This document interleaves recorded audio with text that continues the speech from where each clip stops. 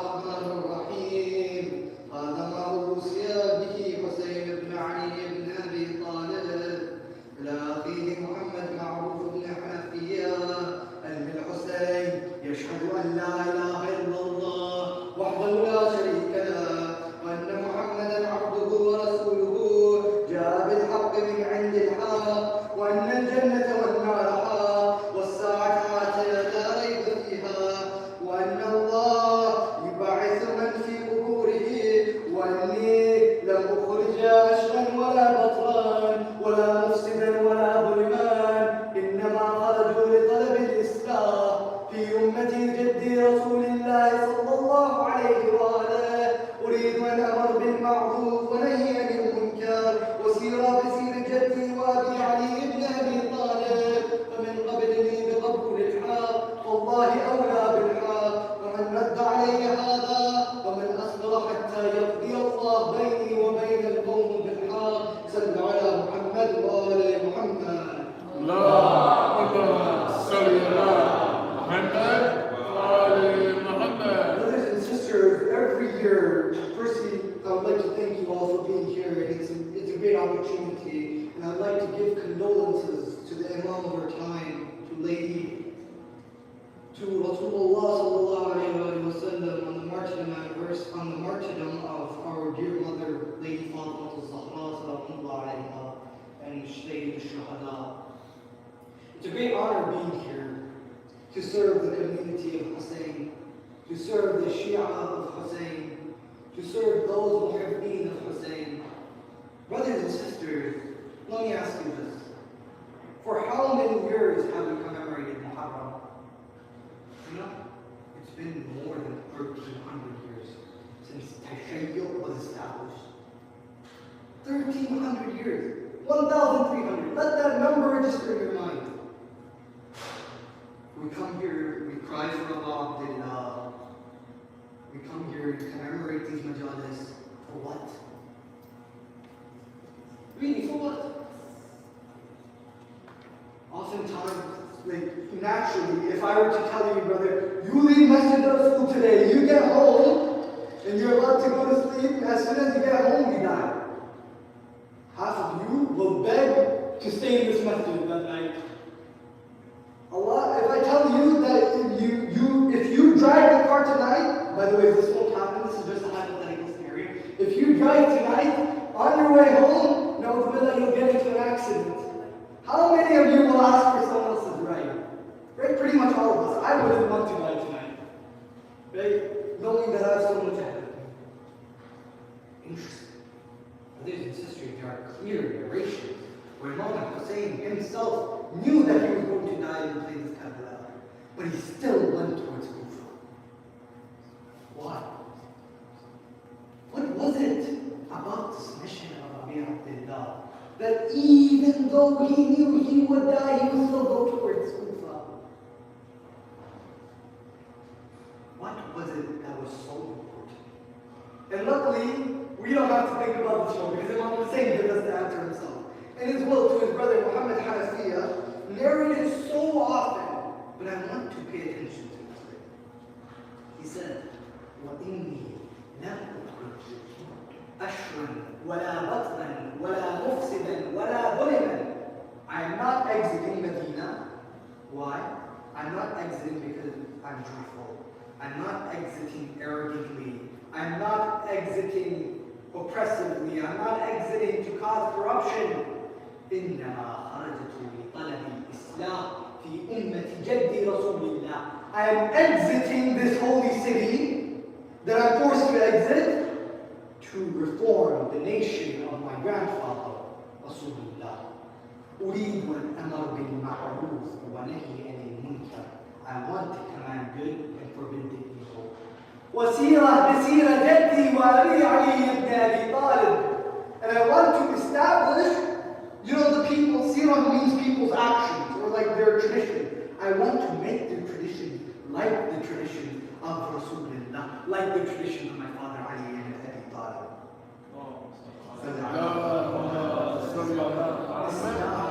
Brothers and sisters, the word we want to focus on today is Islah, reform. What does it mean to reform? And what are we trying to reform? Islam. I'm sure you guys have heard the word Muslimin, right? Those who are pious. Why are they considered Muslimin? Because they purify, they reform. They have a sense of reform within them. That's why they're considered Muslimin. So Islam literally means reform.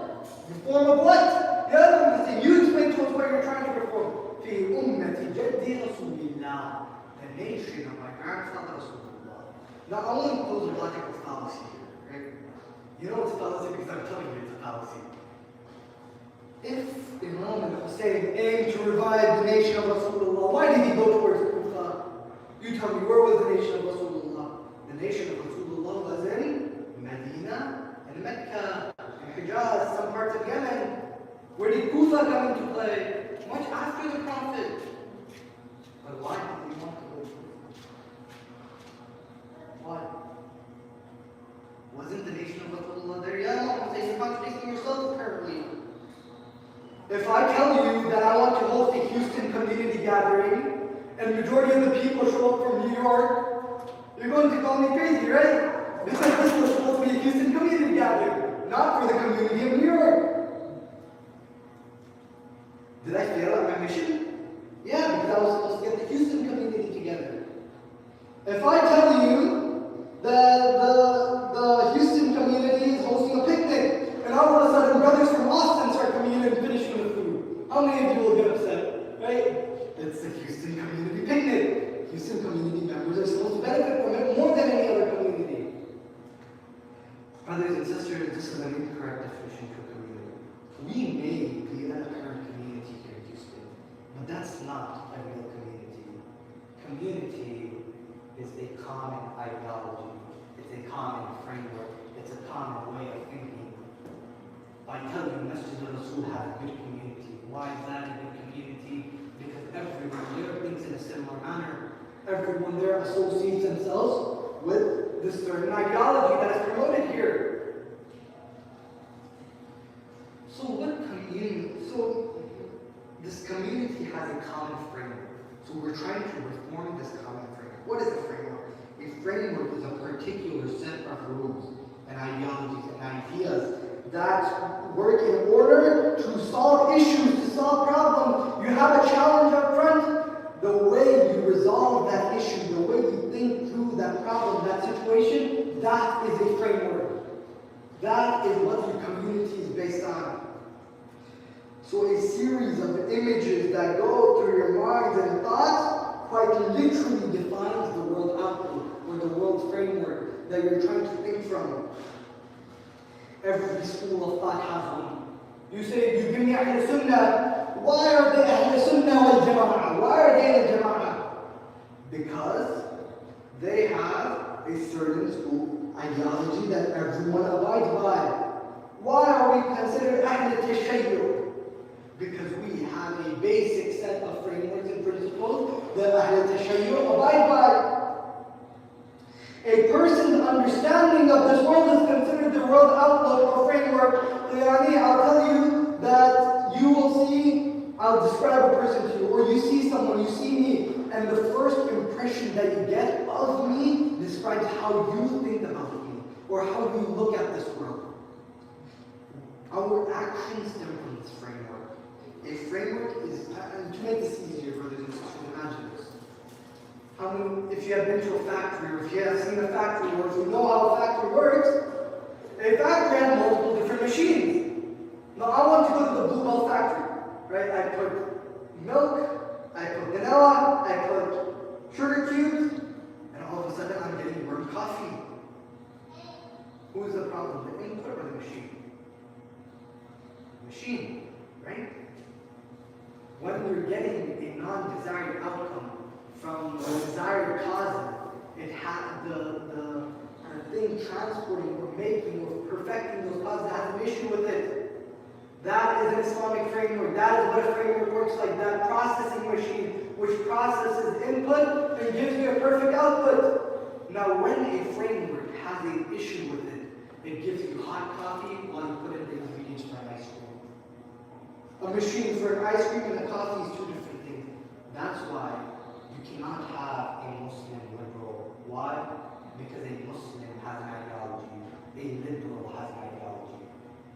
cannot clash those two. Because those two are two different ideologies. They work completely differently. You cannot say Muslim, feminist. Why? Because a feminist ideology works a certain way, and an Islamic ideology works in a different way. It has a complete different root. It has a complete different outcome than what you're expecting. Hence, when Imam Hussein says he wants to revive his community, he says he wants to take all these different mindsets and ideologies and he wants to filter them. That's what Islam is. He wants to revive them onto one framework, one way of thinking. He wants to make them think the way he needs them to think. And we'll discuss what is that way he needs them to think. This is why we want to call the next 10 nights reviving the Islamic ideology, reviving the Islamic framework. What is this Islamic framework that we're trying to revive? In tonight's lecture, we want to focus on a few questions. Firstly, can there be more than one correct way of thinking? Second question, if there is only one correct way of thinking, does Islam reject the diversity of thought? Does Islam reject academic discussions like the one we're having right now? And then I want to question, what is the correct way of thinking? And what framework did Imam Hussein alayhi salam aim to revive? And how is it even relevant to our lives? Firstly, I want to start off with a story. There was once, this story has been narrated so many times in different books, in different narrations, in different books of philosophy. You open Aristotle, you will see this narration. You open Indian books, you will see different narration. I want you to take you to the origination of this story. There was an Indian god by the name of Buddha. He's very popular in the subcontinent. I'm sure you guys have heard of him. One time his disciples came to him and they said, "Oh Buddha, I see so many different viewpoints. I see so many different perspectives. Some say man is eternal, some say man is soul limited. Some say man has the potential of the universe, some say man is just a grain of salt in this universe. Some say this whole universe revolves around man, some say there's no God, some say there are millions of gods. What are your thoughts on this?" And Buddha replies with another story. Kind of breaks the point of the story, right? Buddha replies, there was once an Indian king, there was once an Indian Raj. He told his servant, "Oh servant, bring me 6 blind men." He said, "All right, I'll bring you 6 blind men." He brought the 6 blind men. They were born blind. He said, "Do you need anything else?" He's like, "Yes, I do need something else. Bring me an elephant." He brought the elephant too. Now, keep in mind, these people have never seen an elephant, right? In their whole entire life. So these people, he tells them, "Go touch the elephant and tell me what you see." They went, they touched the elephant. The first person, the first blind man, went and touched the elephant and he said, "Wow, this elephant is so smooth. It's like a wall." The second blind man came. All right, what did he touched the side of the elephant and said, he touched the trunk of the elephant and said, "Wow, how round is this elephant? This elephant's like a snake. This elephant is a snake." The third blind man came and said, and he touched the tusks of the elephant and he's like, "How sharp is this elephant? This elephant must be a spear." The fourth blind man came and he touched the ear of the elephant and he was like, "How wide is this elephant? This elephant must be a fan." The fifth blind man came and touched the trunk of the leg of the elephant and he said, "How tall is this elephant? This elephant must be a tree." And the sixth blind man came and touched the tail of this elephant and said, "How thin? This elephant must be like a rope." Point being, each of them had an argument afterward. "No, this elephant is like this. No, this elephant is like this. No, this elephant is like this." And then the Raja came and said, "You're all wrong. This elephant is tall, at the same time it's short, at the same time it's wide, at the same time it's sharp, at the same time it has all these qualities." Unfortunately, brothers and sisters, this is the case of us living in the West. This is how this conversation becomes relevant to us now. Whether we think about it or not, whether we contemplate it or not, the philosophy that we're being taught in our schools today, the way we're being taught to think, has led us exactly to this. Right? We have been told that there is relativity in truth. Truth is subjective. Truth is the way you think truth is. Truth is the way I think truth is. That is true to me. You can't argue with me in that regard. Because I believe in this, and no one else is correct in my opinion. Everyone else is wrong. In my opinion, the way I think is the only correct way. At the end of the day, they have to make a reconciliation. So a philosopher by the name of Immanuel Kant came, and he said, hold on a minute, none of you are right. Truth, you can never understand the way things are. Things are so ambiguous, you can never understand the way things are. You can only understand it to the best of your abilities, and once you understand that, that is your reality, that is your truth. This founded a world, a school of thought that has been taught to us from childhood, living here in the West, from our TV shows, from our cartoons, from our movies. We have been taught of this concept of postmodernism. Some of you might be hearing this thing for the first time. I've never been taught this. Yes, this has been embedded into your minds. This is how we think in the West, living here. This is the system, the judicial system, the government system, every single system that has been founded in the West has been founded on this philosophy. And I want you guys to look at this philosophy and tell me, you living in the West, do you accept such a concept? You as a Husseini here in the West, can we accept such a concept? They say that they claim that the truth is relative, it's subjective to each other. There is no such thing as morality. Morality is ethics now. Ethics is when I see something and the society tells me it's wrong, it's wrong. It doesn't matter if it's actually wrong or not. It doesn't matter if it, in reality it has an essence of being wrong or not. In my opinion, it's wrong, hence it's wrong. Right? So there's no concept of truth left. Truth is just something that you can interpret. There's no absoluteness to it. He considers me a bad person. He considers me a good person. I'm both. Who can say I'm a bad person? Who can say I'm a good person? Who has this authority? They got stuck at this question. So they said, there's no such thing as truth. Now we want to discuss, is there a truth out there? Yes. Brothers and sisters, whether you like it or not, whether you comprehend it or not, there is a truth out there. Me and you are existent. There is an existence out there. Even suppose in the worst case scenario, this is all a dream. For there to be a dream, there must be a reality to it. For there to be non-existence, there must be a concept of existence out there. Hence, there is such thing as truth. Hence, there is such thing as reality. What is the scale of distinguishing this as truth and falsehood? Brothers and sisters, logic, thinking, aql, Islam, Allah subhanahu wa ta'ala has given us intellect. Why has He given us intellect? So that we can get the information that we're given and process it and distinguish whether it's true or false. This is the basicness of aql. And this concept of Western philosophy has completely denied it. And then we want to ask, is it possible for something to be true and false at the same time? You tell me, brothers and sisters. Is it possible for something? No, of course not. Why? Because can there be a contradiction in existence?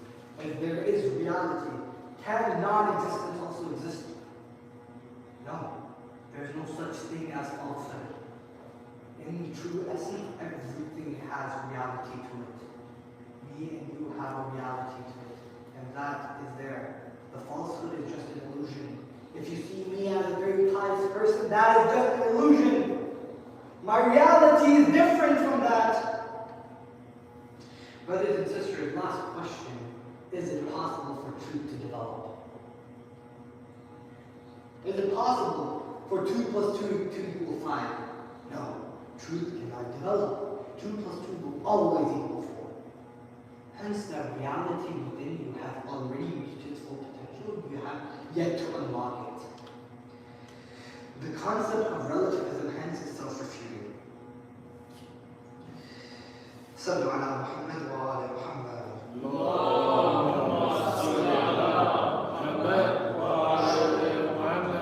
Truth is only one. Hence, there's only one correct way of understanding it. So now we have established that there's only one correct way of thinking. There's only one correct way of understanding. There are no two correct ideas. We have established that, right? Now we want to see, does Islam reject diversity of thought? Does Islam reject intellectual and academic discussion?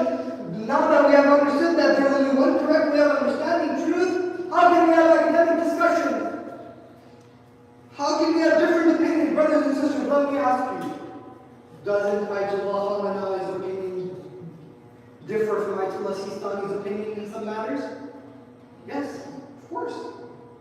Doesn't Ayatollah Nasser Makari Shirazi's opinion differ from Ayatollah Jawadi Amuni's opinion at time? Yes, of course. Brother, didn't you just say Islam is one? Didn't you just say the truth is one? Can both Marajah be correct? If both Marajah are not correct, why am I following them in the first place? Right? To understand this better, before this creates more doubts in our mind, you have to understand this important concept. In the Quran, in the Muharram of the ayat, Allah subhanahu wa ta'ala mentions a few words. The first word is deen. Deen means religion. Religion. Has it ever been pluralized in the Quran? Never. Iman. Iman means faith. Has faith ever been pluralized in the Quran? Never. You don't see imams in the Quran, like in the Arabic sense of it, of course. Has Islam ever been pluralized in the Quran? No. Islam has always remained singular. Has haqq ever been pluralized in the Quran? No. The truth, haqq means truth, has never been pluralized in the Quran. Has sirat, a path, the correct path, ever been pluralized in the Quran? No, Salat and Haqq and Islam and Deen have never been pluralized in the Quran. So how can we understand my opinion is better than his, or this opinion is more correct than that opinion? How can we support the idea of intellectual diversity, intellectual thought, when there's only one correct thought? Brothers and sisters, there are two principles in Islam: logic and wahi. Logic is the way, as we discussed, the way you think. The correct way of thinking. If there is no logic in your argument, your argument is already thrown out of an academic discussion. There's no thought for there to be diversity of thought, in your opinion. And then there's wahi. Brothers and sisters, wahi is the connection between us, logic, and the truth. To understand correct logic, you must have wahi. To understand wahi, you must have correct logic. So anything that clearly contradicts what God in the Quran says, or what the Ahlul Bayt have said in authentic riwayat, or what your logic dictates, that is automatically thrown out of the religion of Islam and academic discussions, because that has no place left in our discussion. That shouldn't have any place left in our discussion. We shouldn't be discussing whether this religion is correct or that religion is correct when it clearly contradicts the principles of logic. When it clearly contradicts the principles of wahi. Brothers and sisters, but unfortunately in today's time, due to the lack of the access to the Imam of the time, we don't have a holistic understanding of the truth. We don't have a holistic understanding of the wahi that God revealed to me and you. That is why, on the day of judgment, if you come to Allah subhanahu wa ta'ala and say, "Oh Allah, this marja' told me to do this, hence I did it," this is my excuse. Allah will excuse you and that marja'. Unless that thing of the marja' contradicted what? Logic and wahi. If there is a marja' telling you to do something that contradicts wahi, disregard it. Doesn't matter how much they've studied in the house, they disregard it. If I tell you to do something that is in contradiction, clear contradiction to logic or wahi, you disregard it. It doesn't have anything to do with the truth. That is why it is very important to revive this Islamic ideology within us, so that we understand truth holistically, so that we can understand what is truth and what is falsehood. In the world where truth and falsehood have been obliterated. Allah subhanahu wa ta'ala in the Muhkam of his kitab, in Surah Al-Imran, he says in Bismillah ar-Rahman ar-Rahim, Inna ad-Dina inda Allahi al-Islam. Indeed, the only religion in the eyes of Allah subhanahu wa ta'ala is Islam. Hence, your practice should only match with that. Because that is the path which will prevent you from going into delusion, going into illusion.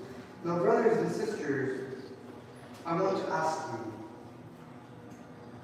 what was... Please recite Allah sallallahu ala Muhammad wa ala Muhammad. Allahumma salli ala Muhammad wa ala Muhammad. So we have discussed why Imam Hussein alayhi salam made it clear that he needed to reform the Ummah, so that he can establish the truth. But what was he going to reform the Ummah on? What does the Ummah need to learn? What does the Ummah not have that it used to have that needs to be reformed? Brothers and sisters, this is where the message for you and I comes in. The framework of the nation of Rasulullah was the same framework that he established during his caliphate. What was that framework? That everything is viewed from the perspective of Islam. I, as a Muslim, do not separate any of my activities from Islam. Every time I'm doing something, I see what Islam has to say about this. And that Islamic framework is everything is seen through the lens of dependency. Everything is dependent to the higher being. Nothing, including myself, including you, including every brother and sister, every atom of this creation, of this universe, every millisecond of my existence is dependent upon a higher power, whether I like it or not. That is the Islamic framework, where everything is seen through this lens. Why? Because God sees it that way. And only He can see it that way. Allah subhanahu wa ta'ala sees everything this way. How do we know this? Because in the Quran He says, Ya ibadi, Ya ibadi, Ya ibadi, and then He asrafu ala anfusihim, for example, my servant, my servant, my servant. He always addresses you by my servant. When Allah, what do we say in Surah? Ashhadu anna Muhammadan abduhu wa rasuluh. Abd, servant, and worship comes before prophethood. Interesting. So everything in this world is seen as a servant of Allah subhanahu wa ta'ala. God literally means ilah. In Arabic, God is ilah. It literally means ma'bud, someone who is deserving of worship, someone who is constantly being worshipped, someone who is constantly being served by every single particle on this earth. That is ilah. And because of that dependency that everyone has on Him, He knows best what is for everyone. And that is why He's known as Al-Haq, the absolute truth. Worshipping God is surrendering the way I think about things, surrendering the way I think about Hassan, the way I think about Ja'far, to the way God thinks about Hassan, to the way God thinks about Ja'far, to the way God thinks about all of you. Including myself. Not the way I like to think about myself, no, the way God thinks about me. That's what really matters. Why? Because everything God thinks about, everything God intends, it becomes reality. Why? In the Muharram of the Kitab, Allah subhanahu wa ta'ala, in Surah Al-Mubarak al-Yasin says, إِنَّمَا أَمْرُهُ إِذَا أَرَادَ شَيْئًا أَنْ يَقُولَ لَهُ كُنْ فَيَكُونُ. Anything He thinks about, it becomes reality. Hence, there is no delusion when He thinks. He doesn't think about anything that is non-existent. Everything he thinks about becomes that reality that everything serves. So brothers and sisters, that was the framework that Imam Hussein aimed to revive. Idealism, this Western philosophy that we're growing up under, it tells us that the way I see is the way it is. The philosophy of Tawheed tells us, no, the way you see things, you have a very limited outlook as a human being. But the way God sees things, that's the way things are supposed to be seen. And that is why when Allah subhanahu wa ta'ala clearly states, Anna Muhammadan Rasulullah, Muhammad is my prophet, no one has the right to come and say, no, I think differently. I have a different opinion. When Muhammad Rasulullah says, Ali ibn Abi Talib is the Imam, is my successor, is the spiritual leader of the community, no one, and I mean no one has the authority to come and say, no, I think differently. Where is this said? Rasulullah clearly stated, it's reported in Bukhari, it's reported in Muslim, it's reported in so many Ahl Sunnah books. يا علي أنت مني بمنزلة هارون من موسى إلا أنه لست نبي معي. Oh Ali, you are to me like Harun was to Musa, except that there is no prophet after me. وأنت خليفة من كل مؤمن بعدي, and you are the caliph for all the believers after me. No one can now come and object to this and say, no, I think this person should be caliph. No, I think this other person should be caliph. No. Zero. And the Prophet gets this exactly from Allah. The Prophet doesn't speak anything except God had revealed it to him. So this essentiality to the word of the Prophet being the word of God, or the word of the Prophet being connected to God, is because of the establishment of the Islamic ideology. Why is it the case that when Hassan says something, Ali would have said the same thing in his case, Imam Hassan, Imam Ali? If Imam Hussein says something, Imam Hassan, Imam Ali, the Prophet ﷺ would have said the exact same thing, word by word in his situation. Why is that the case? Because, and it goes for all the 14 Ma'sumin, because they were able to understand this Islamic ideology to its totality. They were able to comprehend it, they were able to understand it and take it in within them. They made themselves Tawheedi people. That is why everything they said was wahy. It wasn't from their own whims and desires. It was what God had said in their situation. It was what they would have said in the situation of another Imam. And that is why it's so important, brothers and sisters, if we want to be godly beings, if we want to be human beings living a godly life, we have to understand and revive Islamic ideology. And this is also why Mahdavism, this is also why Imam al-Hussein alayhi salam is so confident when he has to say the word, he says, إِنَّمَا خَرَجُوا لِطَلَبِ الْإِسْلَامِ. When he's writing his book to Muhammad Hanafiya, he links the mission statement of his mission with the truth. La ilaha illallah, Muhammad Rasulullah, inna jannata wa nar. He makes the mission statement of his mission linked to the truth. And that's why he's so confident when he says, فَمِنْ قَبَلَنِي بِقَبُولِ الْحَقِّ. Someone who has accepted me in truthful acceptance, فَاللَّهُ أَوْلَى بِالْحَقِّ. God deserves the truth better than me. فَمَنْ رَدَّ عَلَيَّ هَذَا أَصْبَرْ حَتَّى يَقْضِيَ اللَّهُ بَيْنِي وَبَيْنَ الْقَوْمِ بِالْحَقِّ. And if anyone rejects me, I will be patient until Allah judges between them and me the truth. So he is linking his message with the truth. And he is the only one, along with the 14 Ma'sumin, who can really claim to have the mission linked directly with the truth. And that is why to revive this Islamic ideology, yes, we try our best. For the next 10 hours, we're going to discuss how to do it. But the only person who can actually revive it is the Imam of the time himself. And that is why Mahdavism is crucial to living a perfect life, to living a God-centric life. Brothers and sisters, before I end this lecture, I know it's almost time. I want to revisit one of the verses, Surah Al-Imran. We discussed this verse at the beginning. What was the verse? Surah Al-Imran, verse number 19. Allah subhanahu wa ta'ala says, إِنَّ الدِّينَ عِنْدَ اللَّهِ الْإِسْلَامِ وَمَا خَلَقَ الَّذِينَ أُوتُوا الْكِتَابَ إِلَّا مِنْ بَعْدِ مَا جَاءَهُمْ عِلْمٌ. The true religion in the eye of Allah subhanahu wa ta'ala is Islam.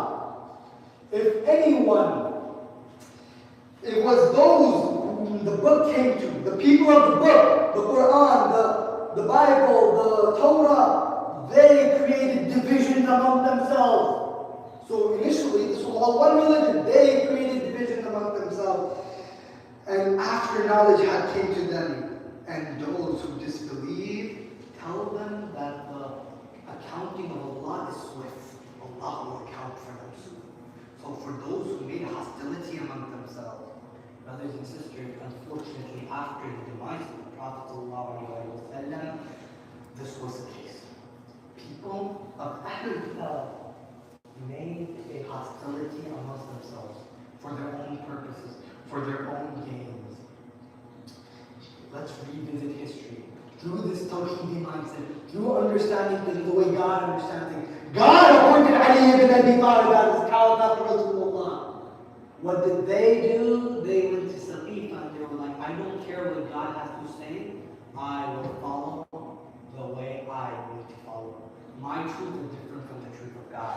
That's what they said. That was their mindset. That's why they went to Saqifa and selected a different caliph. And that is why all of these atrocities happened to the Ahlul Bayt afterwards. That is why it became necessary for someone like Hussein ibn Ali to revive this Islamic ideology and identity. Brothers and sisters, take yourselves to Medina to Munawwara. Turn the compasses of your hearts there.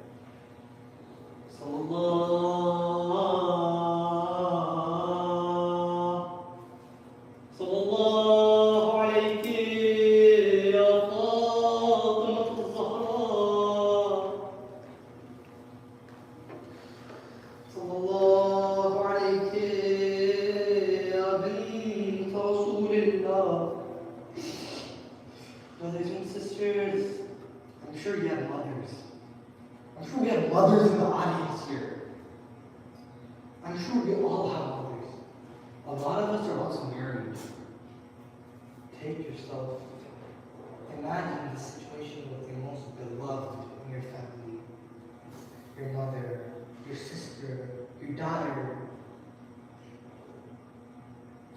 They came to the house of Rasulullah. They came to the house of Ibn Abi Talib. They said, Ya Ali, get out of this house. I need you to pay allegiance to Abu Bakr. Ali said, no. Go away. They came the second time. They said, Ya Ali, get out of this house now. Look how they spoke with the Imam of their time.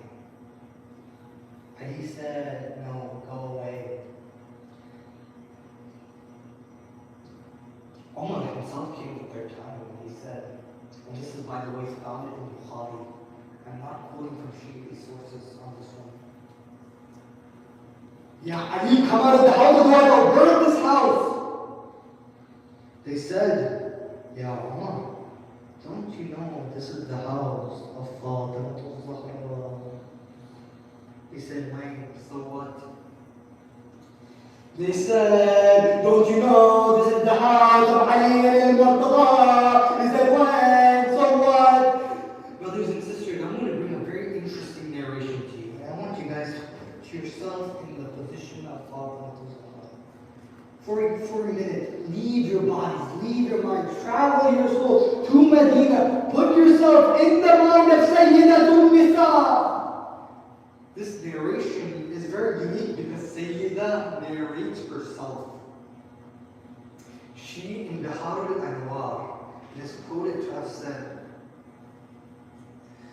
فَجَمَعُوا حَتَبَا جَزَلَ عَلَى بَابِنَا وَأَتُوا بِالنَّارِ يَحْرِقُونَ. They started breaking the wood to burn the house and to burn us in it.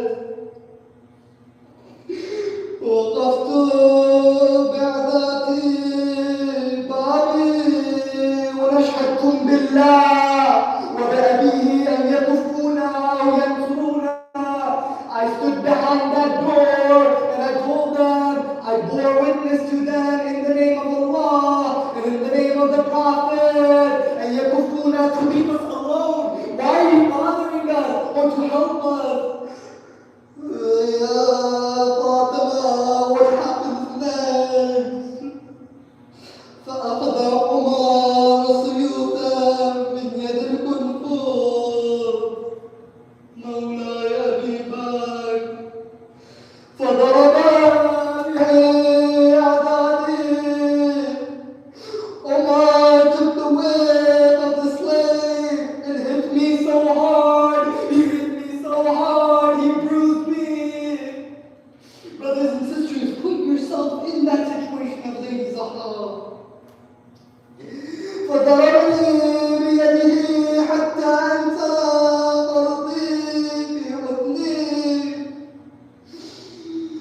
I was pregnant and I fell, and he hit me so hard that the earrings fell off of my ear.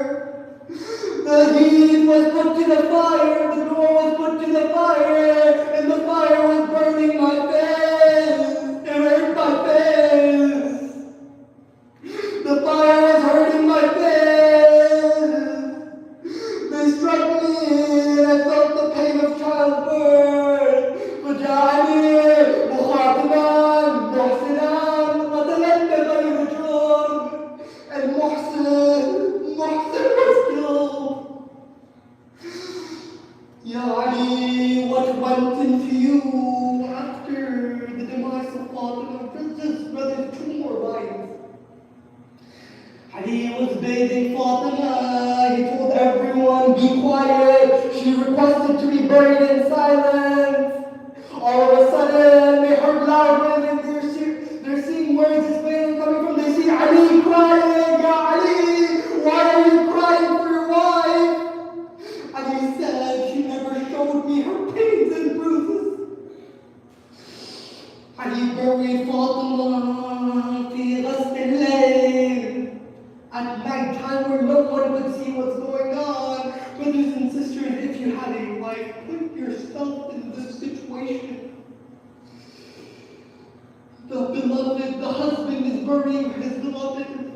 He stands up, he faces the grave of Rasulullah and said, Inna lillahi wa inna ilayhi raji'un.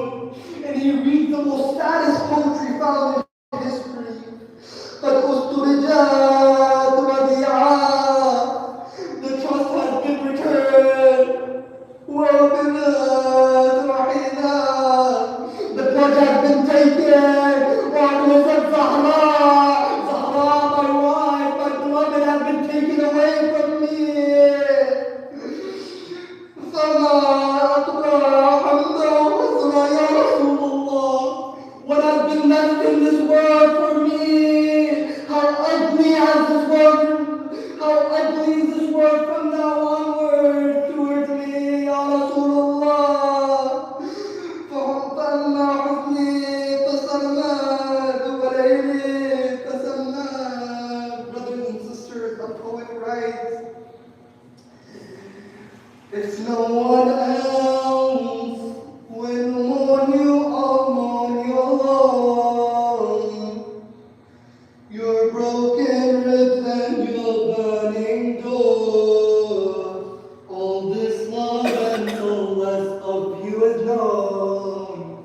The tablet and the pen attest to you. The secrets of secrets rested with you. I